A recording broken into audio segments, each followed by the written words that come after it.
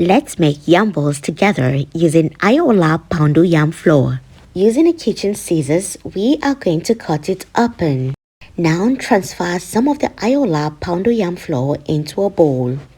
Add in some green bell peppers, some scotch bonnet, some onion, some garlic and ginger powder, some seasoning and some curry powder. Mix thoroughly, and now we're going to add in our seasoned beef. Add in your hot water and let it cook in a microwave. If you do not have a microwave, kindly put it back into a pot and let it cook until gummy and stretchy. Dip it into an egg and fry. We are going to fry it for 60 to 90 seconds or until it is golden brown. Now our yam balls is ready.